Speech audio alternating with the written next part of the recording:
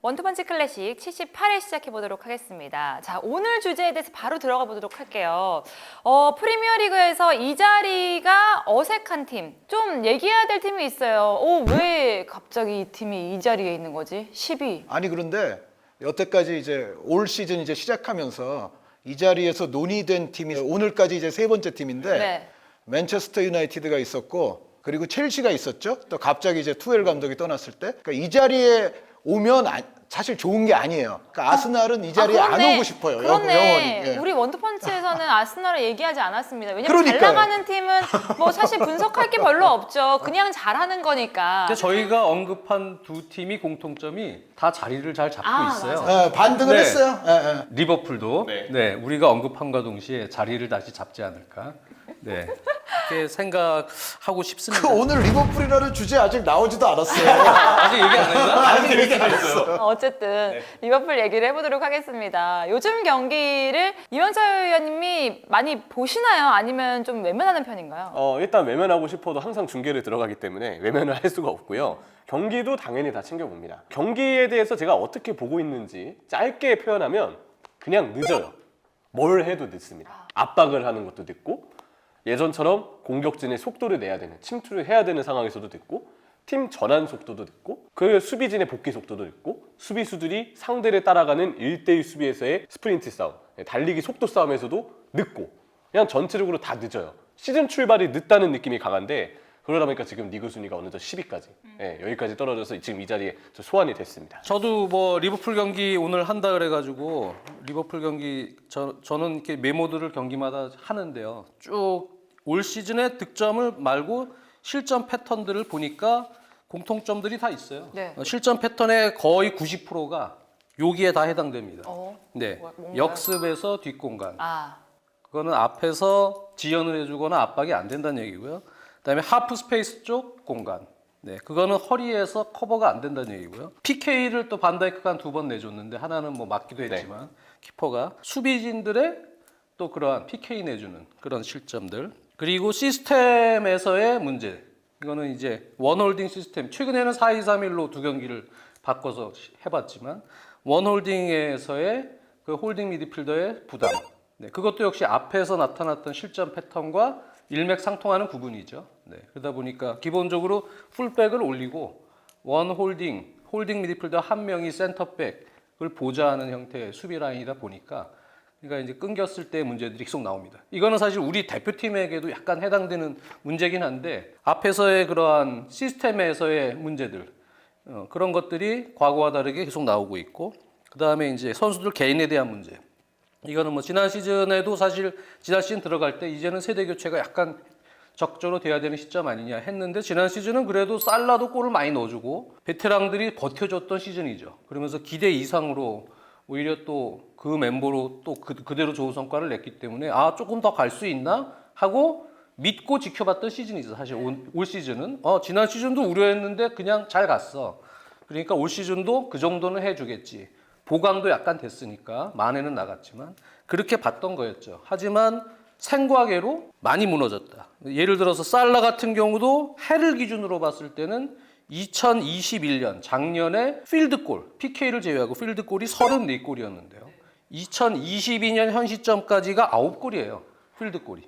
그러니까 지금 필드골만 해도 뭐 한 2달 남겨져 있지만 2달 반 많이 줄었어요. 그렇죠. 네, 급격하게 줄고 그리고 전체적으로는 뭐 핸더슨부터 뭐 지금 30대가 넘는 선수들, 마팁이나 이런 선수들 그리고 지난 시즌에 버티면서 에너지를 많이 썼던 풀백들의 어떤 그런 문제들 그리고 역시 계속 얘기가 나왔지만 최근 근년 동안 구단으로서 스쿼드 뎁스를 강화해야 이제 이 선수들 주전들 위주로 가는 시스템이기 때문에 그 선수들이 이제 부하가 걸리고 문제가 생겼을 때 자연스럽게 대처할 수 있는 자원들의 스쿼드 뎁스 거기에 대한 보강이 안 됐던 부분들 사실 지난 시즌 세대 교체가 얘기되는 시점에서 문제가 됐던 부분들이 지금 다 문제가 한꺼번에 불거져 나오고 있어요.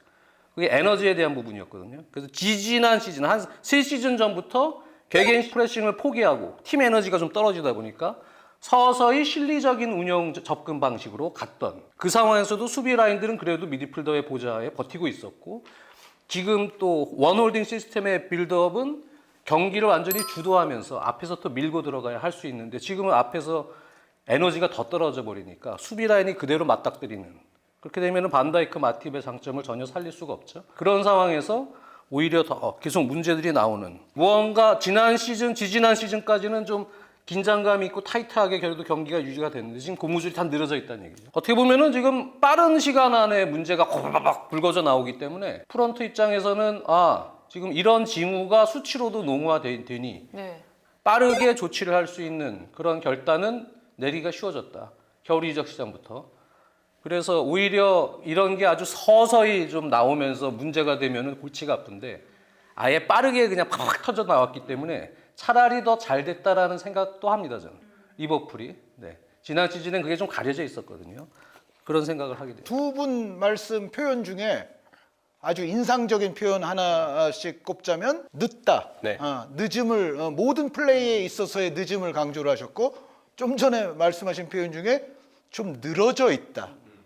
팀 전체가 늘어진 인상이다. 그러니까 어떻게 보면 일맥상통하는 표현이기도 하면서 굉장히 지금 이 상황을 아주 집약적으로 잘 하나의 어휘에 잘 담았다고 생각을 해요, 두 분께서. 여기에는 뭐 현지의 많은 또 뭐 평론가들이나 뭐 미디어 칼럼 등에서도 얘기가 있지만, 일단 리버풀이 엄청난 지금 이제 육체적 정신적 피로도를 안고서 올 시즌을 맞이한 거는 틀림없는 사실인 것 같아요. 그러니까 지난 시즌에 이른바 쿼드러플에 도전한다고 하지 않았습니까? 쿼드러플은 사실 심지어 그 리그컵이 없는 리그에서는 가능한 게 아니죠, 사실상. 그런데 어쨌든 잉글랜드 프리미어 리그는 리그컵까지 있으니까 참여한 모든 트로피에 도전한다는 이야기였는데, 사실 이게 실제로 다 가까이 간 거죠.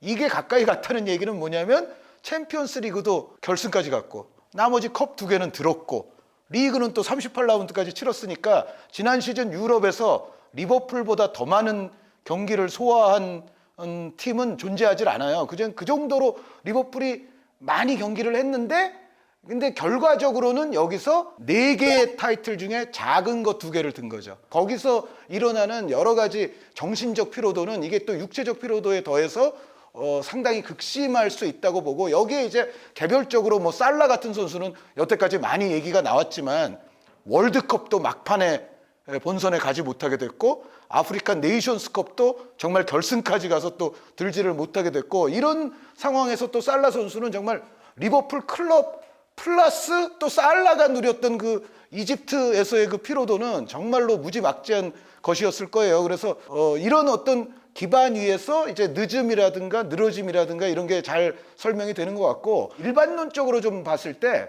어떤 거함이 이제 약간 내려오는 이제 하락세를 타기 시작하는 원인들이 역사적으로 보면 이제 몇 가지 유형으로 분석이 돼요. 하나는 예를 들어서 정말 영향력이 컸던 수장이 떠난다, 뭐 이런 유형이 있어요. 뭐 대표적으로 알렉스 퍼거슨 감독 같은 그런 유형이 있고, 맨체스터 유나이티드뿐만 아니라 예전 축구 역사를 봐도 이런 경우들이 좀 있습니다. 그리고 뭐 두 번째는 돈이 없어서 정말 재정적으로 엄청난 문제가 생겨버리는 경우. 그게 이제 예를 들어 90년대 강성하던 이제 세리에아 같은 경우에 예를 들어 대표적으로 뭐 라치오니 뭐 파르마니 이런 클럽들이 2000년대 초반 들어서 한순간에 결국은 이제 돈 때문에 무너지는 경우가 있거든요. 여기에 세대 교체를 실패하면서 이제 선수단의 사이클을 제대로 대비하지 못한 팀들이 좀 이제 하락세를 타는 경우들이 있고, 예전에도 역사적으로 그런 경우들이 꽤 있었어요. 그리고 전술적 트렌드가 시대적으로 변하고 있는데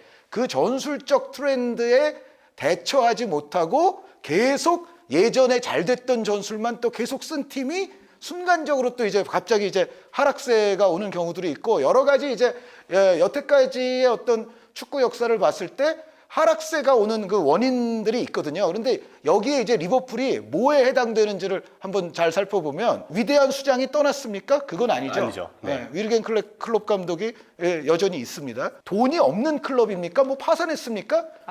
그것도 절대 아니에요. 쓸 땐 쓰죠. 네, 쓸 땐 쓰고, 너무 안 써서 문제죠. 다만 이제 이거는 있죠. 다른 프리미어리그 클럽들이 지금 프리미어리그가 나머지 빅리그들 다 합한 만큼 프리미어리그가 쓰는 세상이 됐으니까 사실은 프리미어리그 각각의 클럽들이 많이 쓴다는 얘기죠.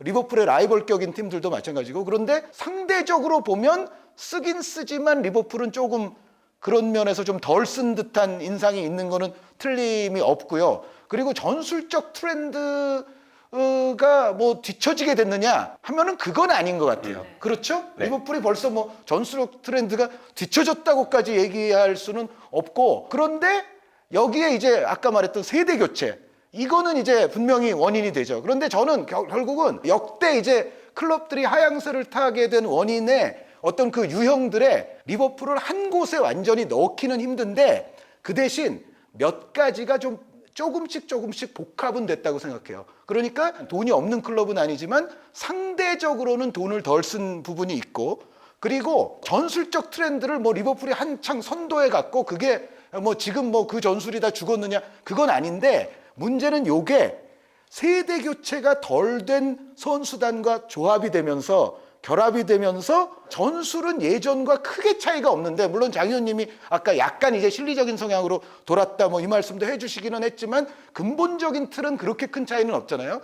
그런데 선수단마저도 큰 차이가 없다 보니까 요게 조합이 되면서 사실은 이제 예전 같은 전술을 구현키 어려운 선수단에서 여전히 전술적 틀은 또 비슷하게 가져가니까, 그러니까 결국은 아까 이제 수장이 떠난 건 아니고, 그거는 이제 그 유형은 제외고, 나머지 세 가지는 한 가지에 완전히 포함되진 않지만 조금씩 이게 결합된 형태로 나타난 것이 지금 리버풀의 하락세를 확연히 만들었다라고 저는 이제 판단을 하죠. 저도 아무래도 공감을 하는 게, 그 한 의원님께서 말씀해 주셨던 멘탈적인 이슈에 대해서도 특히 공감이 돼요. 그런 지난 시즌에 결국 무한한 성공을 이룰 뻔했지만 한 끗 차이로 놓쳤던 부분에 대한 허탈감이 있을 것이고, 근데 여러 가지 이유들이 복합적으로 작용을 해서 뭔가 하나로 정리하기 힘든 상황, 그러다 보니까 어떻게 해결을 해야 될지에 대해서도 고민이 깊어질 수 있는 상황이라고 생각을 하거든요. 근데 그 여러 가지 문제들 중에서도 제가 가장 큰 이유로 꼽고 싶은 부분은 스쿼드의 노쇠화입니다.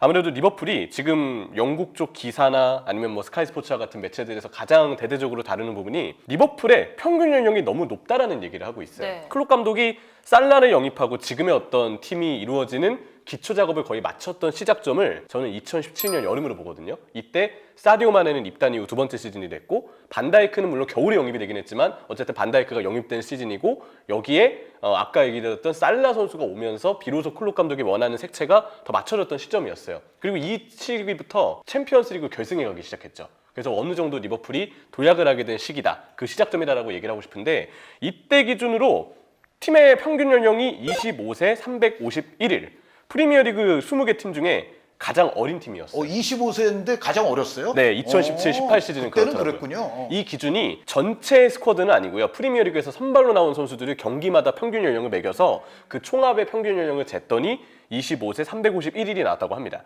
근데 올 시즌은 아무래도 그때 스쿼드와 지금의 스쿼드가 여전히 큰 변화가 없죠. 특히 오른쪽 라인의 경우는 살라, 알렉산더 아놀드, 핸더슨, 지금 2017년에 이야기를 하고 있는데, 아놀드가 주전으로 거의 확고한 도약을 했던 거는 한 2018년에서 17년, 18년 넘어갔던 즈음으로 보면 돼요. 뭐 그렇게만 따져보더라도 지금 벌써 5년인 가까이의 시간이 좀 흘렀다고 봐야 되는데, 이렇게 스쿼드가 고여있는 상황에서 올 시즌 현재까지 선발 라인업의 평균 연령이 27세 342일. 이게 세 번째로 높다. 27이 넘어가면 이제는 조금 높은 느낌이 네. 분명히 있죠. 웨스트햄 풀럼에 이어서 맞습니다. 세 번째로. 지금 장 의원님 말씀처럼 프리미어리그에서 평균 연령이 18이에요. 그러니까 세 번째로 지금 평균 연령이 높다고 볼 수 있겠죠. 근데 우리가 클롭 감독의 그냥 전술을 떠나서 클롭 감독이 지향하는 축구, 큰 틀에서 이 감독이 어떤 축구를 하는지를 뭔가 키워드로 정리하라고 하면 많이 뛰어야 됩니다. 많이 뛰어서 많이 압박을 해야 되고, 스프린트를 자주 시도해서 빠른 속도를 내야 되고, 볼을 끄는 다음에 빠른 역습, 라인이 올라가는 만큼 보여줘야 될 빠른 수비 전환, 그리고 중앙 미드필더 한 명이 오른쪽 공격에 가담되면서 살라, 아놀드를 살려주고 조력을 해주는데, 그러면서 발생되는 중원 사이 간격을 많이 띄워주면서 빠르게 띄워주면서 보완을 해야 돼요. 결국 이 전술 자체는 강도 높은 전술이고 선수단의 운동 능력에 많은 부하를 일으킬 수밖에 없습니다. 근데 클롭 감독이 그 전술을 지금 스쿼드에서 쓰자니 이제는 프리미어리그에서 너무 이 선수단이 나이가 든 거죠. 그래서 클롭 감독이 원하는, 지향하는 바를 스쿼드가 수행할 만한 능력이 지금 있는가, 이 부분에 대해서 저는 좀 물음표를 던지고 싶고요. 그래서 스쿼드의 연령이 가장 큰 부진의 이유라고 생각을 합니다. 근데 여기서 중요한 거는 그렇다면 클롭 감독에게 이 문제의 책임을 어느 정도 매겨야 할 것인가 라고 봐야 되거든요. 클롭 감독에게 전적으로 책임이 있는 것은 아니지만 그렇다고 해서 적은 책임이 있는 것도 아니라고 얘기를 하고 싶어요. 일단 첫 번째로 아까 얘기했더니 강도 높은 전술은 선수에게 많은 부하를 일으킵니다. 근데 당장 지난 시즌만 하더라도 리버풀은 알렉산더 아놀드의 백업이 없이 시즌을 거의 치렀고요. 뭐 조고메스가 정말 중간중간 나왔지만 어쩔 수 없는 상황에서 나왔던 상황이니까 사실상 알렉산더 아놀드가 유일하게 경기를 다 뛰어야 했었어요. 네. 수비형 미드필더 파비뉴 백업에 대한 보강 없이 시즌을 진행했습니다. 중앙 미드필더 백업인 케이타, 체인벌린 부상으로 거의 대부분의 시간을 날리는데도 여전히 스쿼드의 자리를 차지하고 있었고요. 제임스 미너가 너무 많이 나이가 들어서 이제 스쿼드에 나왔을 때, 피치에 올랐을 때 역할을 못 해주는데도 중원 뎁스 한 명으로 팀에 잔류시키고 있었어요. 그들을 가용할 수 있는 인원으로 간주하면서 추가적인 영입을 하지 않으니까 기존 주전들이 너무 많은 경기를 뛰면서 그러면서도 지난 시즌에 굉장히 많은 일정을 다 소화를 했기 때문에 선수들이 기본적으로 혹사에 의한 피로도를 느낄 수밖에 없어요. 저는 그래서 지금 평균 연령도 연령이지만 경기 소화량이나 게다가 그 소화량과 선수들의 어떤 지치는 현상을 가속화시킬 수 있는 클롭 감독의 전술 스타일상 지금 시점에서는 분명 선수들이 그 영향으로 더 지쳐있는 느낌도 있다. 그리고 전술도 전술이지만 이 전술을 쓴다면 조금 더 스쿼드의 가용폭을 늘려서 스몰 스쿼드가 아닌 주전 선수들에 대한 안배와 관리까지도 클롭 감독이 신경을 써줬어야 했는데 그러지 않았던 거죠. 그리고 제일 중요한 영입에 있어서 클롭 감독은 과연 적극적이었느냐를 봤을 때 오히려 최근의 매체들의 보도를 보면 FSG나 구단 쪽에서 선수에 대한 스카우팅을 하고 추천을 해도 클롭 감독은 대체적으로 기존 자원과 그대로 가는 방향을 많이 선호했다고 해요. 선수 영입에 있어서 클롭 감독이 적극적인 목소리를 내지 않았고 만약 마테우스 누네스처럼 뭔가 링크가 나거나 뭔가 언급이 되는 선수들에 대해서도 클롭 감독은 영입을 그다지 내켜하지 않았다고 하죠. 그리고 결정적으로 케이타, 체인벌린 이제 후연에 돌아왔고 공식 경기 뛰지 못한 지 한참 지난 상황에서 여전히 1군 스쿼드에 남아있는 부분도 클롭 감독의 책임이 없냐고 물었을 땐 저는 그렇지 않다고 봅니다. 그래서 클롭 감독도 책임이 있고 그러면서도 아무래도 투자를 다른 프리미어리그 구단들만큼 공격적으로 하지 않는 FSG도 책임이 있다고 봐야 되겠죠. 제가 거기서 조금 좀 덧붙이고 싶은 얘기는 한 3시즌 전에 그 클롭 감독이 언론과의 인터뷰에서 그런 얘기를 했어요. 이제는 왜 그 클롭 감독의 색깔, 개겐 프레싱, 볼 소유권을 상대 지점부터 잃었을 때 그 지점부터 강렬한 1차 그룹 또 2차 그룹 미드필더 수비 라인까지 팀 압박으로 볼을 탈취하는 행위. 거기서부터 볼을 뺏었을 때가 가장 좋은 공격 기회다. 라는 클롭 감독의 지론이죠.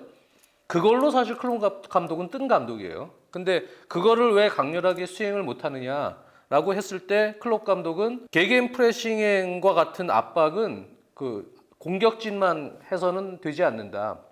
미드필더와 수비진이 같이 한꺼번에 에너지를 발산하고 기동력이 이루어질 때 이제 같이 이루어지는데 지금 팀은 약간의 문제가 있다. 그런 부분에 있어서. 그러니까 오히려 약점이 노출되는 거죠. 허리 라인에서 따라오질 못한다거나 네. 순간적인 압박을.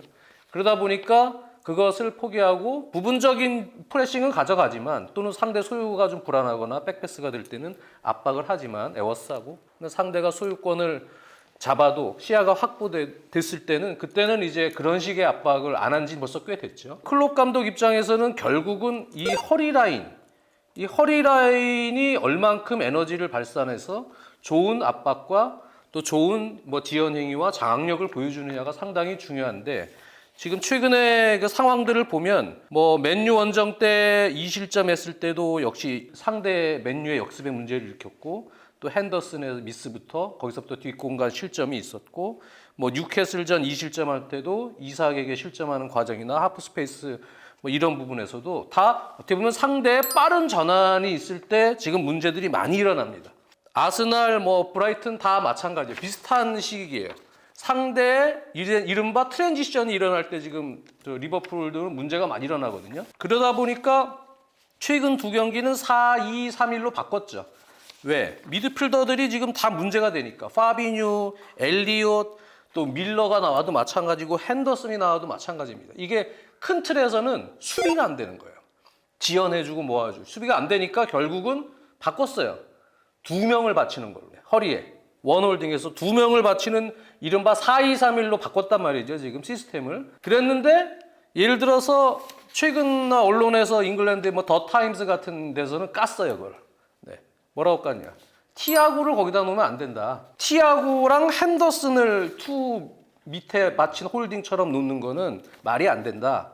티아고는 수비 부담을 최대한 줄여주면서 공격적인 롤로 활용이 돼야 된다. 지금 리버풀의 구조는 투 홀딩을 놓던 3미드를 놓던 허리가 개편이 돼야 된다. 예를 들어서 투 홀딩 체계로 과도기 단계를 버티려고 한다면 그러면 1월에 홀딩 미드필더를 영입을 해야 된다. 홀딩을 영입을 해서 일단 공격진은 이제 합을 맞춰가는 단계잖아요. 그쪽에선 득점을 좀 늘리고 풀백을 위시한 터치라인 공격에 대한 부담을 좀 줄여주는 한이 있더라도 일단 수비가 안 되고 있기 때문에 실점을 줄이기 위해선 투 홀딩, 그러려면 제대로 된 홀딩 미드필더를 영입하라 라고 더 타임즈는 얘기를 했고요. 티아고, 핸더슨 외에 뭐 다른 선수들이 그럼 홀딩으로 올 수 있느냐, 그런 부분도 지금 마땅한 선수가 이명철 위원 말대로 없어요. 이 중앙 미드필더 쪽에 대한 개편이 일단은 먼저 이루어지는 게 상당히 우선순위가 아닌가. 물론 전방의 세대교체 살라도 폼이 지금 30줄 들어가면서 갑자기 올해 들어서 득점률이 저하되고 있고 새로 들어온 공격진은 합을 맞춰가야 된다는 단계고요. 하지만 전체적인 틀은 일단 중앙이 문제다라는 것이 또 더 타임즈의 논점이었고요. 약간의 언론사마다 까는 거는 비슷하긴 한데 큰 틀은 그거예요. 너네 이제 어디 투자해야 될지를 알지 않느냐. 이제 문제가 확연하게 징후가 드러났으니 보강을 해라. 돈 써라. 쓸 때. 이런 논조들이 많습니다. 또 한 가지 이제 불안감은 지금 임시 방편적으로 4-2-3-1 내지는 뭐 4-4-2 내지는 뭐 공세적으로 좀 할 때는 4-2-4 한 명만 풀백이 올라가면 3-3-4 뭐 이제 이런 포진으로 최근에 바꿨거든요. 레인저스전에서는 일단 그 바뀐 포메이션으로서 성공을 거뒀어요. 그런데 뭐 레인저스에게는 조금 미안한 얘기지만 어쨌든 리버풀과 레인저스는 기본적으로 좀 체급 차이가 존재하고 또 그 경기에서 사실 이긴 방식도 따지고 보면은 이제 정지된 장면에서 골들로 결국은 또 이긴 거거든요. 그래서 어떻게 보면 그게 100% 테스트가 완료됐다고 보기는 어려운데 결과적으로 아스날전은 그 포진으로 나가서 결국 패했거든요. 그래서 제가 봤을 때는 지금 임시 방편적으로 일단 뭐 그날 경기 중에도 말씀을 드렸지만 조금 더 일단은 좀 심플하고 단순하고 좀 실용적인 시스템으로 지금은 이제 바꾸는 것이 그래도 더 나은 것 같으니까 어쨌든 클롭 감독도 자신의 전통적인 포진을 포기하면서까지 이제 그 포진을 꺼내 들었습니다만 여기에도 저는 문제는 좀 결국은 발생한다고 봐요. 일단 지금 장 의원님 말씀하신 대로 그래 그렇게 두 명의 수비형 미드필더 둘 거면 그 위치에는 그럼 과연 누가 어떻게 들어가야 되는지가 일단 문제가 벌어질 수가 있고 또 하나는 이게 이제 주말에 맨체스터 시티전을 앞두고 있습니다만 맨체스터 시티라든가 정말 좀 강팀을 상대로 할 때 특히 중원 장악력이 강한 팀들을 상대로 할 때는 이 투미들이라는 게 또 기본적으로 문제를 발생시킬 수가 있거든요. 그러니까 아주 기초적인 이론에서 일단 투미들은 숫자상으로 저쪽보다 미드필더 한 명이 부족할 수가 있기 때문에 여기서 특히 이제 맨시티 같은 스타일과 과연 이제 어떻게 이 투미들로 붙을 수가 있을 건지 그러자면은 기본적으로 공격형 미드필더처럼 쓰는 혹은 처진 스트라이커처럼 쓰는 선수가 이 미드필드 싸움을 도와줘야 되는데 여기에 이제 조타 선수가 들어가건 피르미누 선수가 들어가건 이 선수들은 기본적으로는 미드필더라고 볼 수는 없어요. 그래서 과연 투미들만 가지고 물론 심플한 체계를 만들어서 좀 실용적으로 가겠다는 거는 분명히 일리가 있지만 정말로 상대가 중원 화력이 강한 팀과 대결을 할 때는 투미들이라는 것 자체가 수적 문제를 발생시킬 수 있고 여기에 조타라든가 피르미누가 제대로 미드필더적으로는 도움이 좀 안 될 수도 있는 포진이다라는 그런 측면이 저는 임시방편적인 포진에서도 분명히 잠재적인 문제를 노정하고 있고 그리고 여기에 지금 또 심각한 문제가 발생했죠. 루이스 디아스 선수가 지금 한동안 지금 나올 수가 없습니다. 그러니까 월드컵 끝나고 다시 리그 재개되기까지 이제 디아스 선수를 볼 수가 없다는 얘기인데 지금 4-2-3-1 내지는 4-4-2를 쓸 때 사실은 루이스 디아스 선수의 역할이 그야말로 지대하다고 볼 수 있거든요. 아니 물론 뭐 4-2-3-1 아니고 그냥 4-3-3-2여도 마찬가지지만 이 디아스 선수 없는 상황에서 또 지금의 어떤 포메이션은 과연 어떻게 구축을 할 수가 있을 것인지도 사실은 이게 리버풀이 지금 작지 않은 또 난관에 직면을 했고 여기에 뭐 최근에 수비 문제가 계속 뭐 대두되기는 했습니다만 어쨌든 알렉산더 아놀드 선수가 그래도 빌드업 셋업에 있어서는 그리고 후방에서 좀 안 올라오더라도 어쨌든 롱킥을 통한 또 전체적인 플레이메이킹에 있어서는 아놀드 선수가 차지하는 비중은 여전히 지대한데 이 선수가 또 물론 디아스 선수보다는 짧지만 당분간은 또 없을 예정이거든요. 그러니까 지금 발생한 이 문제를 포메이션의 변화로 조금 해결을 해보려 했습니다만 그게 아스날전에서도 결과적으로는 실패했고 여기서 지금 디아스와 아놀드가 또 지금 빠지는 상태로 들어간다는 것은 과연 여기서는 이제 그 다음에 해결책은 그럼 뭐냐? 이 포메이션마저도 그러니까 원하는 것만큼 작동하지 않을 때 과연 겨울 이적 시장까지 물론 그래도 월드컵이 있으니까 오히려 리버풀은 다행일 수도 있어요. 월드컵 네. 기간에 지금 요 멤버들이 대표팀에 못 뽑힐 가능성이 그 선에서 아리까리한 선수들이 꽤 있어요. 네네. 그러니까요. 네. 11월 12일, 13일경까지만 경기를 하면 그렇죠. 그 선수들이 이제 월드컵 안 나가면 오히려 살라는 안 나가요. 다른 팀 주요 선수들에 비해서는 휴식 시간을 좀 길게 맞아요. 가질 수가 있고 그때가 그러면서 이제 이적 시장을 또 돌입할 수가 있기 때문에 리버풀로서는 오히려 다행인데 이제 문제는 지금 포메이션 변경도 굉장히 제가 봤을 때는 그 리스크가 큰 면이 있어서 이제 문제는 그 11월 12일 그 정도까지 어떻게 버티느냐가 문제인데 여기에 대한 답은 역시 이명철 위원께 맡기겠습니다. 아무래도 많은 팬분들이 바라시는 건 올 시즌 자체만의 반등보다는 이후 시기에 대한 반등의 가능성을 좀 많이 걱정하실 거예요. 왜냐하면 올 시즌은 경쟁팀들의 상황에 따라서 아니면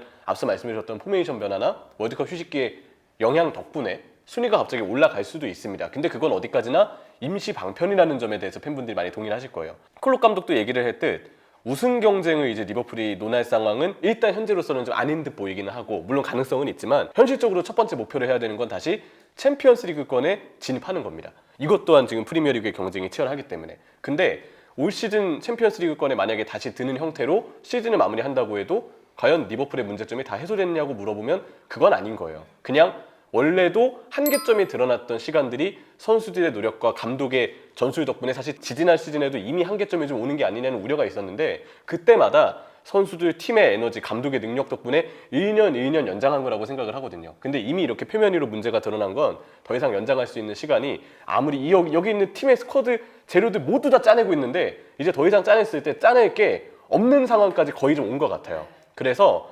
앞으로 어떻게 다시 이 재료들을 채워넣고 새롭게 팀의 활력을 돌게 하느냐가 중요하다고 보거든요. 근데 저는 여기서 걱정하는 부분이 클롭 감독이 마인츠, 도르트문트를 이끌 동안에도 흔히 얘기하는 뭐 7년차 징크스, 한 7, 8년 되던 즈음의 시즌을 항상 좋지 않게 마무리했던 징크스가 있습니다. 그리고 그때마다 클롭 감독은 그 시기를 팀을 떠나는 시기로 생각하고 이후에는 그 팀을 새롭게 리빌딩하는 모습을 보여주진 않았었어요. 근데 리버풀은 지금 상황이 클롭 감독이 리빌딩을 안 한 감독은 아닙니다. 자기가 부임할 때 기존 팀을 리빌딩하면서 마인츠, 도르트문트, 리버풀을 이렇게 세웠기 때문에. 근데 자기가 만든 팀을 다시 리빌딩할 수 있는 감독인지는 현재로서는 증명된 바가 없어요. 검증이 안 됐다. 네, 물론 이거는 뭐 알렉스 퍼거슨이나 아르센 벵거 정도 되는 엄청난 역사적인 감독들이 아니면 자기의 팀을 자기가 리빌딩하는 능력을 보여줄 기회가 사실 감독들한테는 많지가 않죠. 뭐 펩 가르디올라는 슬슬 보여주고 있는 것 같긴 하지만 근데 위리겐 클롭에게도 이제 그러한 시험대에 좀 오른 시기가 온 것 같아요. 과연 자기의 팀을 자기가 직접 또 하나의